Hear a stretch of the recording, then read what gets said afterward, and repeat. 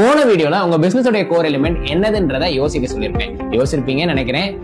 இந்த வீடியோ உங்க பிசினஸ் உடைய கோர் எலிமெண்ட் ஐடென்டிஃபை பண்றதை பத்தி தான். கோர் எலிமெண்ட் நான் 2 வீடியோஸா சொல்லிட்டு இருக்கேன். என்னது அந்த கோர் எலிமெண்ட் அப்படின்றத பத்தி பாப்போமா? கோர் எலிமெண்ட்னா நீங்க என்ன மாதிரியான பிசினஸ் பண்ணிட்டு இருக்கீங்க, சர்வீஸா ப்ராடக்டா, உங்களுடைய கஸ்டமர்ஸ் யாரு, கன்சியூமர்ஸ் யாரு, இவங்களை எப்படி ஐடென்டிஃபை பண்ணணும், எந்த சீசன் உங்களுக்கு அதிகமான சேல்ஸ் நடக்கும், எந்த சீசன் உங்களுக்கு அதிகமான மார்க்கெட்டிங் இருக்கும், இவ்வளவு விஷயத்த டிராஃப்ட் பண்றதுதான் core element identification. So friends, ஒரு பேப்பர் எடுத்துக்கோங்க, இவ்வளவு விஷயத்தையும் டிராஃப்ட் பண்ணிக்கோங்க. சோ இதை நீங்க டிராஃப்ட் பண்ணிட்டீங்கன்னா உங்க கோர் எலிமெண்டோட rough draft ready. So rough draft ready பண்ணிருப்பீங்கன்னு நினைக்கிறேன். நான் சொன்ன டெக்னிக்கல் டேர்ம்ஸ்ல ஏதாச்சும் டவுட்ஸ் இருந்துச்சுன்னா என்ன பண்ணுங்க, கண்டிப்பா கமெண்ட் பண்ணுங்க. நம்ம கண்டிப்பா அதுக்கான ஒரு டீடைல் வீடியோ பண்ணலாம்.